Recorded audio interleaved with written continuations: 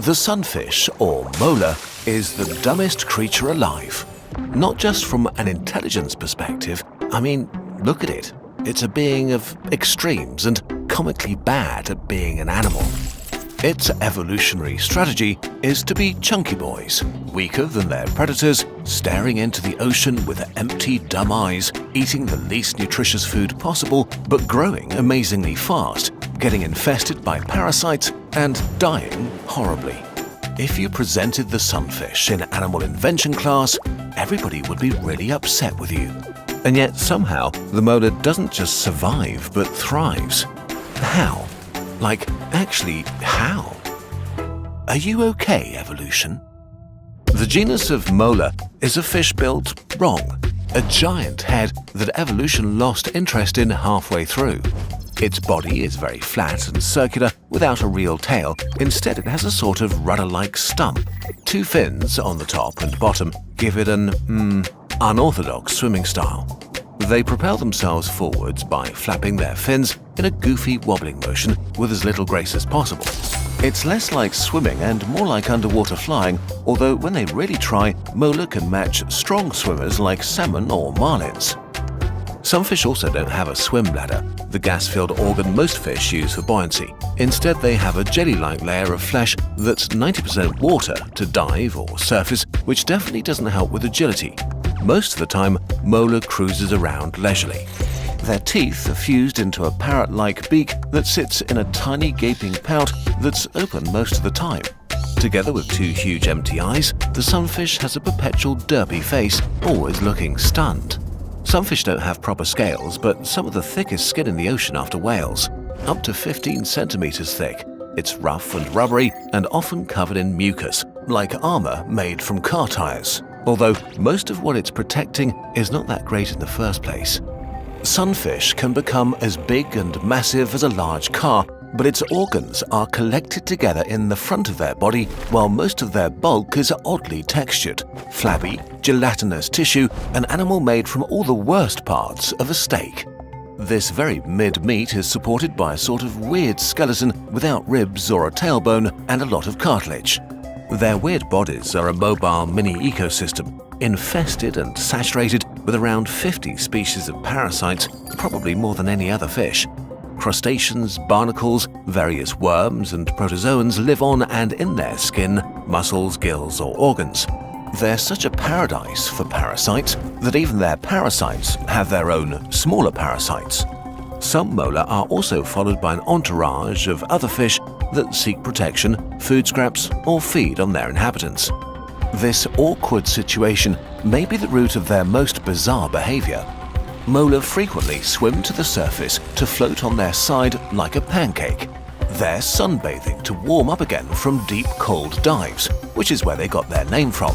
But they also do it to present their body to seabirds like albatrosses.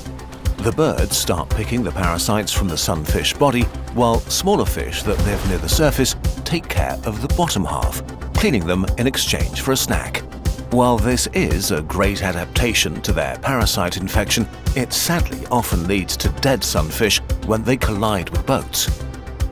Since they're still cold and slow from the deep when they float on the surface, they can't react to anything coming at them. Once mola reach a certain size, most predatory fish seem to avoid them, probably wrongfully assuming their size means that they could fight back, and because their outsides are too tough. But orcas, sharks and sea lions sometimes attack and take a bite, usually only to say, "No thank you, I prefer starving to death." Because for big predators, some fish are watery, not very nutritious, cartilage-filled, parasite-ridden jelly donuts. They simply prefer to eat almost anything else, leaving molas swimming around with big chunks missing, looking even more ridiculous. Sea lions have been observed to skip the whole sunfish and only eat its organs, play with its body like a frisbee, and then leave the rest for scavengers. The sunfish might be sad about all of this, but we'll never know because our chunky boys are incredibly stupid. Lovable, chunky, derpy idiots. Sunfish have one of the lowest brain-to-body ratios in the animal kingdom. A car-sized mola has a walnut-sized brain and only a tiny spine, so its mind runs an early alpha version of intelligence with updates disabled. If you look a sunfish deep in the eyes, you'll mostly see your reflection.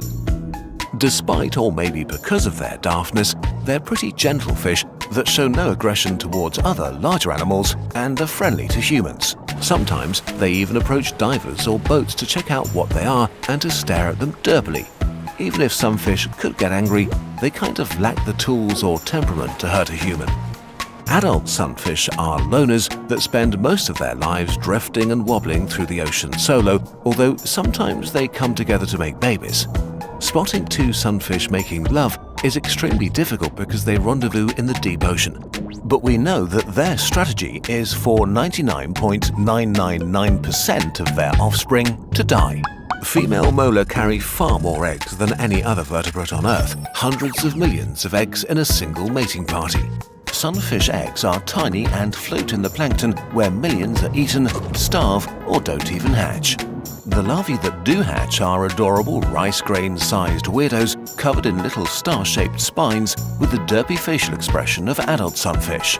All kinds of predators gobble up these tiny mola by the millions, so to have any chance they need to become large quickly. Luckily, sunfish have the most rapid and extreme growth of any animal. A larva can increase its weight 60 million times from hatching to adult. This is the equivalent of a human baby growing to the weight of an aircraft carrier.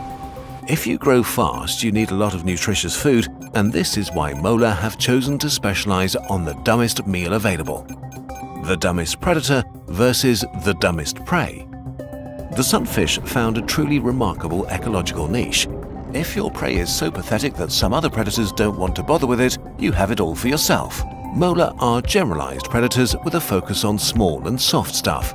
Their huge eyes can see incredibly well, especially in dim water, and they can sneak up on small prey or sift through drifting zooplankton. Mostly fish larvae, squids, shrimps, mollusks, starfish, small crustaceans, really any soft critter they can get to. But maybe their favorite meals are from the jelly kind of sea life, like jellyfish, ctenophores, and salps, which really is something since these are almost entirely water and have almost no calories.